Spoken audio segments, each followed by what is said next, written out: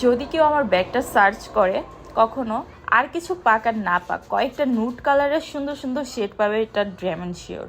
কারণ আমার ব্যাগে যত রকমের নুট কালার ব্রাউন কালার লিপস্টিক হয় সবগুলোই মোটামুটি থাকে, নন ব্র্যান্ডের সবই রাখার ট্রাই করি আমি।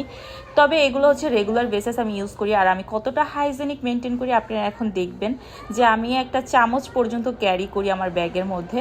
সবসময় আমার সব ব্যাগে ওয়ান টাইম চামচ বা ওয়ান টাইম, মাঝে মাঝে কিন্তু আমি ওয়ান টাইম গ্লাসও ক্যারি করি, বাট কখনো বের করা হয় কিনা জানি না। তবে আমার একটা ভালো অভ্যাস আছে কি জানেন, আমি কখনো অন্য কারোর লিপস্টিক নিজের লিপসে ইউজ করি না। এটা আমার ব্যাড হ্যাবিট না good habit I don't know, but আমার কাছে ভালো লাগে না। যাই হোক, এখানে হচ্ছে রেগুলার বেসিস আমার কিছু লিপস্টিক আপনাদের কাছে শেয়ার করলাম। যারা একেবারে ডুড লাভার আছেন তারা কিন্তু এগুলো ট্রাই করতে পারেন, যদিও মিলানির এই শেডটা আর অ্যাভেলেবেল নেই।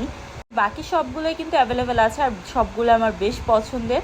আপনারাও চাইলে এগুলো ইউজ করতে পারেন। আর এগুলো সবগুলো হচ্ছে ওয়াটারপ্রুফ, সো এগুলো দিয়ে নিশ্চিন্তে সস ভরিয়ে খাবার খেতে পারবেন, কোনো প্যারা নাই। ভিডিওটা আজকে এই পর্যন্ত, till then by, Allah Hafiz.